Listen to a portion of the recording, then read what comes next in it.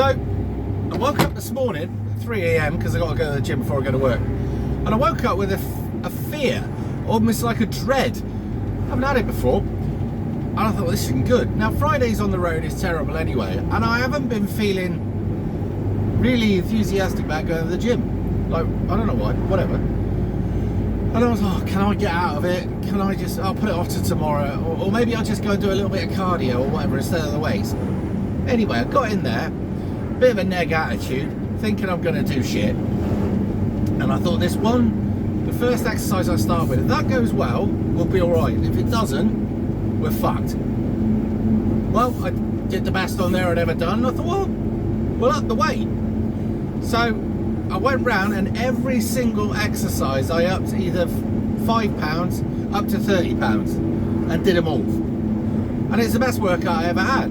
The moral of the story is, just because you expect things are going to go shit doesn't necessarily mean they're going to go shit, right? And as long as you have a go, I'm set up now. Whereas this morning I was in a shit mood, that really made me up, because it tells me a few things. It tells me the supplements I'm taking are working, creatine and whey, which is protein. It also tells me that the going to the gym is working, because I'm able to lift, bloody hell, more weights now when I go in. So it must be working. So your hard work is paying off. Because you do get your doubts, and doubt is a fucker. But what I'm trying to say here is, have a go. Just keep plugging away. So if you do go to the gym, or if you're thinking about starting, give it a go. It does lift you up. And you do, if you put the work in, and you're sensible with what you eat. I mean, I have a few beers and that, but yeah, try and stay away from most of the processed shit, because that really does not do you any good. There's so many deadly stuff in there. I worked out the other day, I was talking to Sister Hendricks, and we were saying, well, between the stuff they put in the water, and the stuff they put in the food, and the stuff they spray on the food, right, and the way they've modified the food, and then other things that we can't talk about on here, otherwise we get banned, but you know what I'm on about, right? And numerous other things. You get the impression that they really want you dead. Now, this could just be complete conspiracy theory. But in their bid to make stupid amounts of profit out of the stupid, that'll be us, right? They have no morals or scruples at all about what they stick into your stuff that's generally not good for you. And this is why when you see people today, it's not only that life is significantly easier and people are more sedentary. I mean, that is a massive factor. But the other one is the rubbish that they stick in the food today that people of yesteryear didn't have. Can't be helping. And that's got to put on weight. And it's got to like make you feel stodgy and lethargic. And I don't know how many of you feel physically lethargic, which I get. I mean, I work long hours and I go to the gym, but I get lethargic. But I can't help but think it's half of what we eat, and also obviously being sedentary, because I'm sat here doing fuck all day. And there's a lot of people that will go to the office, or they'll do a sedentary job, then they'll go home, they sit down. All of that stuff has a massive effect on your mental health, your physical health. Your physical health affects your mental health as well. I've noticed this. And you get to a point where you think, what's the point? I've gone too far now, the body's a mess, why should I bother? Well, it is never too late. The reason I know this is because I've seen people that have taken up a little bit of fitness, or maybe quite a bit of fitness, in their 60s, and gone from being a mess to in shape. So I don't ever think it's too late to start. And also, I don't think that if you're a massive person, that you're never going to get to the shape. Just manage to get through that day. And I think this is the key to life. Just try to get through the day. Tomorrow's another day. Today's the day you've got to accomplish.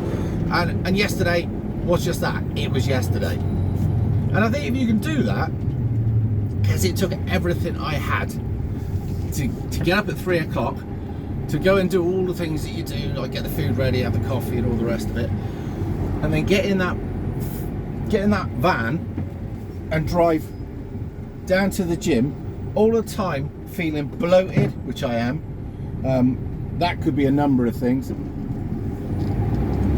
I've always had this problem with my guts. I go from bloated to normal and then back to bloated. Yeah, if I drink alcohol, I get bloated. If I have bread, I get bloated. If I do all these other things, I get bloated.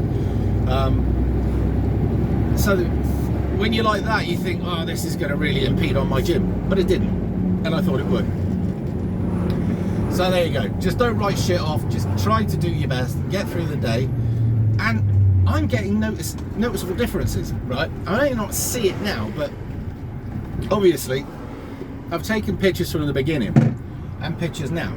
There is a difference. I've been doing this 3 months and I worked out I've been 30 times. I think about 30. The first couple of times I was just walking around the place and literally doing nothing because I was trying to work out what was what and etc. etc. So yeah, 30 times, significant gains. I mean, the weight increase is massive, really is. And there you go. And you got to play around with it a bit. But I just thought I'd put this down because a lot of you out there probably could do with a little bit of motivation. Part of the reason I was doing or am doing what I'm doing is that if you do a YouTube channel, a lot of people see you. That if you can show them that you went out and did it, you might get them to go out and do it. So that's part of the reason. Most of it is for me, obviously. I want to try and look appealing to the opposite, and I want to feel better about myself. I want to have a bit of health. Now, when I first started YouTube, I got up to about 18 stone. I couldn't stand up for very long without my ankles and feet, my legs, the bottom part of my legs blowing up. And if you pushed them, they'd stay in. It's called pitting edema. That was a bad sign. I was drinking heavily, very heavily, and I was living on takeaways a lot of the time. My lifestyle was about as unhealthy as you could get. And there were people around me, like the Reverend Mother, they thought, he ain't long for this world. So I decided to start reining in the takeaways and calming down the alcohol. That was the start. Then I stopped eating all the crap, like the pasties and all the rest of it. We cut that out. I'd already cut out the Coca-Cola and stuff like that, which I used to drink. And it started to have an effect. But I'd still be inclined to drive to the shop from my flat, which is about 250 yards away, maybe more. Not a good sign. And I loathed the idea of exercise.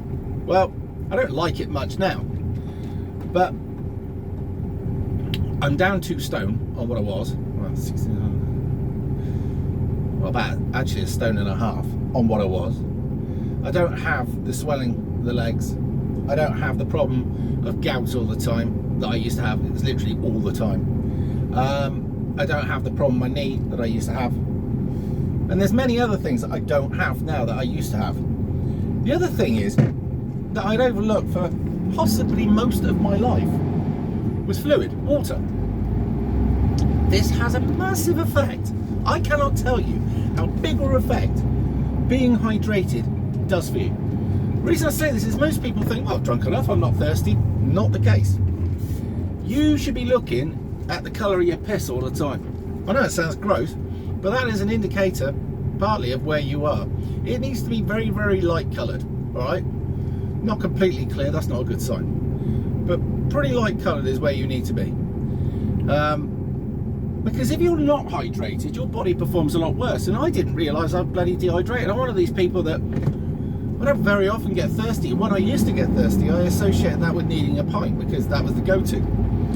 So you change little life things that you do. But I've got a 1 litre bottle here, a 1.5 litre bottle here, plus the shakes that I make, plus the coffee in the morning. That's a diuretic, so you don't really count that, right? And any other fluid that I drink in the day. You want to get through about 3 litres a day, minimum. And if you could do that, you'll stave off headaches.